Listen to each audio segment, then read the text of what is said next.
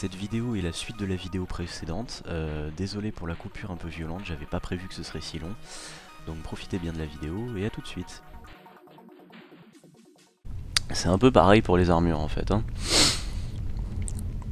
Le soldat de base avait pas forcément l'armure complète. D'ailleurs, l'armure complète qu'on voit dans la plupart des films en fait, c'est une reproduction de l'armure de tournoi qui n'était pas utilisée en combat. Alors, je vais expliquer rapidement pourquoi, mais je pense que la plupart d'entre vous le savent, ou du moins ont une petite idée. L'armure de tournoi pesait entre 30 et 60 kg, voire plus pour certaines. Alors vous me direz pourquoi est-ce qu'elle pesait si lourd? Bah c'est simple. Pendant les joutes, dans les tournois, les chevaliers se fonçaient dessus sur un cheval, donc une bestiole qui court quand même très vite. Ils prenaient une vitesse monstrueuse et ils se rentraient dedans avec une lance à pleine vitesse de cheval. Alors, je vous laisse imaginer la puissance du coup délivré. D'ailleurs, dans la plupart des cas, la lance explosait. C'est-à-dire que c'est même pas qu'elle se cassait, c'est que la pression qui s'exerçait sur le bout se transmettait dans tout le corps de la lance et faisait totalement exploser le bois. Donc je pense que ça vous donne une assez bonne idée de la puissance du coup.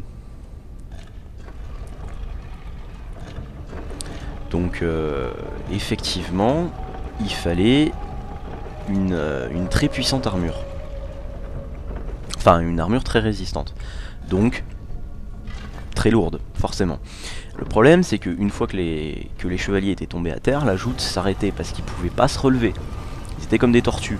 Le poids de l'armure était tellement élevé qu'ils pouvaient pas se relever. D'ailleurs, en fait, dans certaines joutes, l'armure était tellement lourde que les chevaliers pouvaient pas monter à cheval tout seuls. Donc on les hissait sur les chevals, on les posait avec une espèce de grue. On prenait une poulie, on le rattachait autour et on les forçait à. On les posait sur le cheval parce qu'ils n'étaient pas capables de monter tout seuls, parce qu'ils étaient trop lourds. Je vous laisse imaginer le poids que pouvait avoir une armure de joute. Donc ça c'était vraiment l'armure complète comme on se l'imagine. Donc la grosse armure en acier avec les épaulettes, les épaulières, les bouts de métal de partout. En réalité, les armures que mettaient les soldats au combat, quand ils avaient une armure, ce qui n'était pas toujours le cas, lorsqu'ils avaient une armure, ils mettaient une armure en fait qui était un mélange entre du cuir, de la maille et de l'acier. C'est-à-dire qu'ils avaient un plastron en acier, c'est l'endroit où on prend pas mal de coups, notamment les flèches, un casque éventuellement, et ensuite la plupart du reste était en maille, puisque la maille arrête la plupart des coups. C'est-à-dire qu'en fait, oh ça c'est bien ça, comment expliquer, les armes classiques qui sont utilisés dans un combat médiéval, donc les épées, pour la plupart sont inefficaces en fait contre une armure en maille, puisque l'armure en maille est composée donc de plein de petits anneaux rivetés, et que quelle que soit la manière dont vous agitiez votre épée, si vous tentez de percer, le bout de la pointe va rentrer dans la maille, mais pas suffisamment profondément pour blesser la personne. C'est-à-dire que, au final, en fait, l'épée, c'est une pointe qui s'élargit de plus en plus jusqu'à la garde. Et la pointe va rentrer dans le cerclage d'une des mailles, mais on va dire elle va rentrer de 50 mm, puisque par la suite la lame sera trop large. Donc à partir de là, il y a deux possibilités. Soit l'épée est suffisamment solide et le coup est délivré avec suffisamment de puissance pour, faire céder la maille. Donc c'est-à-dire que la maille va être forcée et va s'ouvrir, puisque... mais c'est quand même relativement rare, hein, parce que vous imaginez bien qu'une maille, un anneau en acier, ça se casse pas comme ça. Et deuxième possibilité, bah, la lame va pas rentrer. Donc la personne qui a la cotte de maille va être un peu... ça va la piquer, mais ça va pas la blesser. Sachant que c'était quand même plus souvent qu'on donnait des coups, qu'on tranchait. On tranchait plus qu'on perçait. Parce que percer, en fait, ça abîme rapidement la lame. Et que c'est compliqué à faire, surtout quand la personne a une armure. Les armes de pointe, c'est plutôt les dagues, les poignards, etc., qui étaient utilisés en cas de dernier recours, comme par exemple si on avait perdu son arme ou qu'on était plaqué au sol par quelqu'un. Sachant que, en l'occurrence, quand on avait une arme de pointe, on attaque plutôt au point faible de l'armure, c'est-à-dire les articulations. En dessous et notamment, celui qui était le plus utilisé, c'était en dessous de l'épaule. En dessous de l'épaule, il y avait l'armure classique. On avait l'épaulière, on avait la partie en maille sur les bras, on avait le plastron, et entre tout ça, juste au niveau de l'aisselle, et ben forcément on pouvait pas mettre d'armure. Vous pouvez regarder, hein, si vous bougez votre bras, si vous aviez une armure, bah, vous pourriez pas bouger votre bras. Généralement c'était une partie en cuir, rarement en maille, mais la plupart du temps c'était du cuir. Et ce cuir était donc facilement perçable par une dague. Parce que la dague c'est très très pointu, ça vaut rien en tant qu'arme qu'arme de tranche, on pouvait pas trancher un ennemi avec. Mais par contre, on pouvait enfoncer la dague dans l'aisselle, et bah, si vous regardez bien votre anatomie, avec une dague suffisamment longue, si on plante dans l'aisselle de façon horizontale, qu'est-ce qu'il y a juste après? Il y a le cœur, et s'il n'y a pas le cœur, il y a les poumons. Donc je vous laisse imaginer les dégâts que ça peut faire. La méthode de planter une dague sous l'aisselle, c'est encore utilisé aujourd'hui. Hein. C'est les soldats dans l'armée à l'heure actuelle, ils ont tous un poignard ou un couteau ou une dague. La plupart du temps c'est un poignard. Je vous expliquerai la différence prochainement. Je pense faire une vidéo sur les armes un peu plus explicative. Mais donc les militaires à l'heure actuelle ont toujours une arme de poing pour se défendre en cas de corps à corps. Et c'est une des techniques qu'ils utilisent le plus. Alors à l'heure actuelle, les gens n'ont pas d'armure, donc du coup, niveau point faible, il y en a un paquet. Hein. On peut planter où on veut, de toute façon ça traversera puisqu'il n'y a pas d'armure. Mais les points préférés, c'est la gorge, en dessous de l'aisselle, et tous les points en fait où on peut tuer la personne du premier coup. Donc c'est un peu la différence qu'il y a entre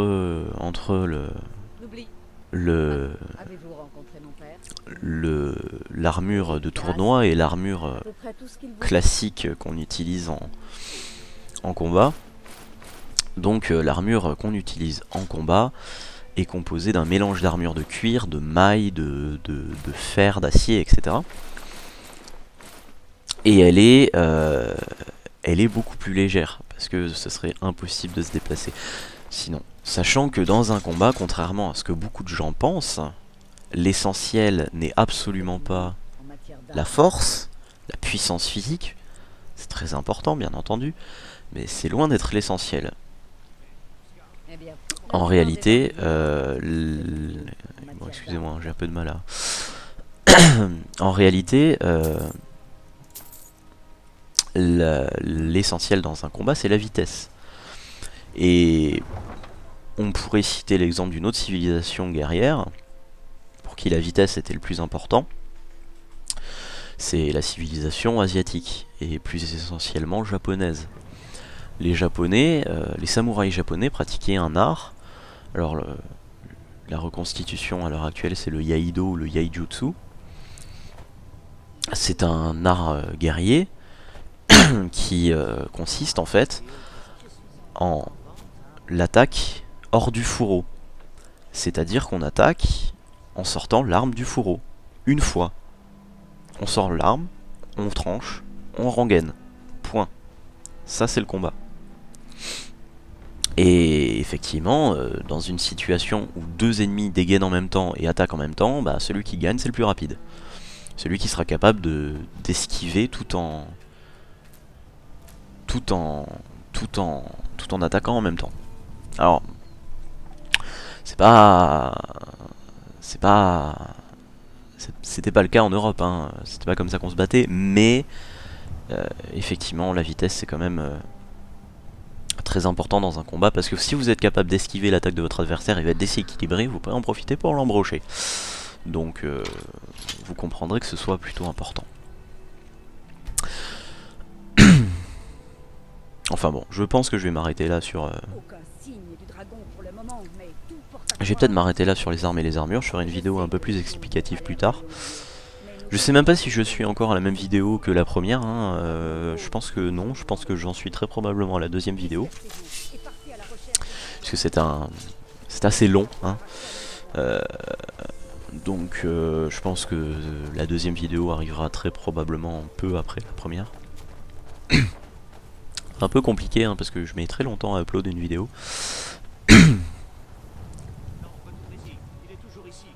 C'est assez pénible, on va dire.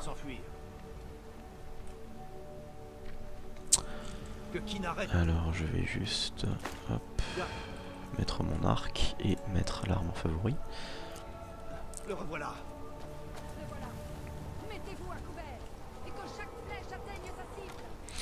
Alors c'est assez amusant ça, les... On pourrait je vais faire une petite comparaison de dragons. Alors une comparaison de dragons, qu'est-ce que je veux dire par là? En fait les dragons, c'est assez amusant parce que dans la culture européenne, dans la culture occidentale je vais dire, parce que européenne c'est un peu trop réducteur, dans la culture américaine inspirée, qui est donc inspirée de la culture européenne, c'est le cas aussi. Les dragons sont mauvais. Les dragons sont méchants, ils crachent du feu, ils tuent des gens et ils protègent des... aïe. Et ils protègent donc des trésors.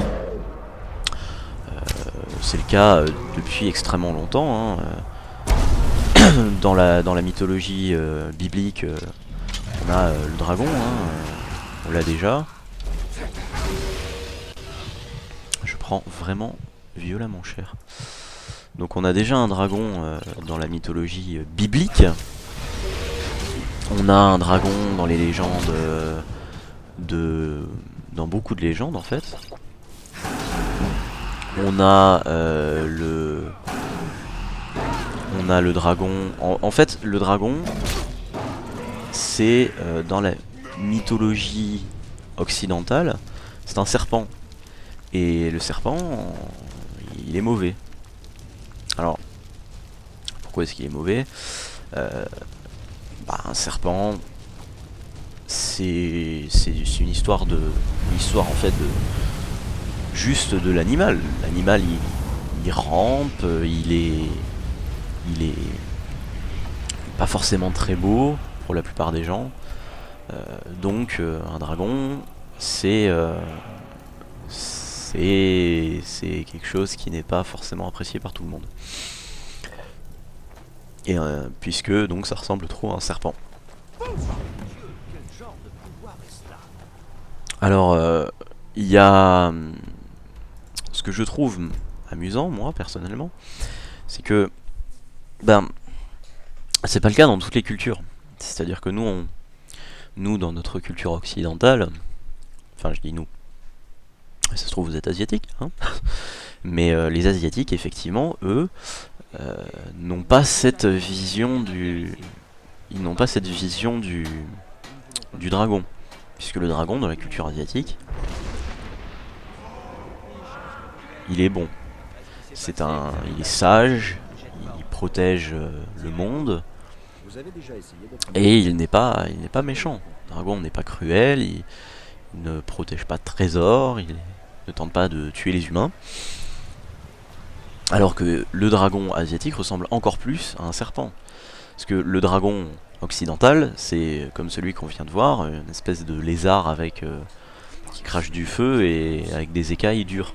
Mais c'est pas le cas du dragon asiatique. Le dragon asiatique a des pattes beaucoup plus fines. Il a un air, en fait on dirait qu'il est beaucoup plus lisse. Le dragon asiatique ressemble plus à un serpent. Et il n'y a pas la même vision, il n'y a pas la même symbolique du serpent en Asie. D'ailleurs, il y a des symboliques très différentes du serpent. Hein. On pourrait penser à l'Ouroboros, le serpent qui se mord la queue. C'est le cycle éternel qui a souvent plusieurs significations. Le cycle éternel dans un bon sens ou dans un mauvais sens. C'est-à-dire que ça peut être la continuelle répétition de l'histoire, dans un mauvais sens du terme. J'entends recommencer les mêmes erreurs, mais il peut aussi y avoir l'aspect du cycle de la vie, par exemple, qui est un continuel recommencement. Enfin, voilà, les dragons sont loin d'avoir la même signification dans toutes les cultures. On pourrait citer aussi d'ailleurs la culture sud-américaine, qui n'est pas... Enfin, ce ne sont pas vraiment des dragons. Quand je pense par exemple à Quetzalcoatl, qui est un serpent en fait, un serpent à plumes. Donc ça ressemble à un dragon, puisque c'est un serpent avec des ailes, comme un dragon, mais c'est pas un dragon. Alors je vais donner un dernier petit point d'analyse avant de laisser cette vidéo, de terminer cette vidéo. Les Jarls. Cet homme est un Jarl. Alors il faut savoir que les Jarls c'était l'équivalent des seigneurs de France par exemple. Alors les seigneurs de France, ça va, ça vient. Hein. J'entends les seigneurs de France à l'époque où ils étaient extrêmement puissants et où ils avaient presque plus de pouvoir que le roi. Par exemple, le seigneur d'Aquitaine avait un pouvoir monstrueux. Ils dirigeaient des régions tout entières et ils avaient un grand pouvoir. Et ben, les Jarls avaient beaucoup de pouvoir aussi. C'était des nobles qui référaient directement au roi de Suède, puisque les Jarls c'était en Suède. Et il faut savoir que c'était une période assez tardive. Alors encore une fois, je me rappelle pas des chiffres, hein, je les rechercherai et je les mettrai très probablement en annotation sur la vidéo. Mais si ma mémoire est bonne, c'est vers 600 et quelques que sont apparus les premiers Jarls de Suède. Et c'était une pratique qui était assez courante vers les années 1000. Sachant que la dynastie, entre guillemets, c'était pas vraiment une dynastie, mais l'époque, l'âge d'or des Vikings, c'était plus vers l'Antiquité que vers le Moyen-Âge. C'est-à-dire que les Vikings ont commencé vers avant Jésus-Christ. C'est une très vieille... les Vikings sont très vieux, et ils vivaient effectivement bien avant ça. Donc les Jarls, c'est une tradition assez tardive dans l'histoire scandinave, dans l'histoire des Vikings. Et c'était uniquement donc en Suède. Voilà, donc je pense qu'on va se laisser là, hein, et je vais couper la vidéo. Donc quant à nous, on se retrouve la prochaine fois. En attendant, passez une bonne journée, une bonne semaine, tout ce que vous voulez, et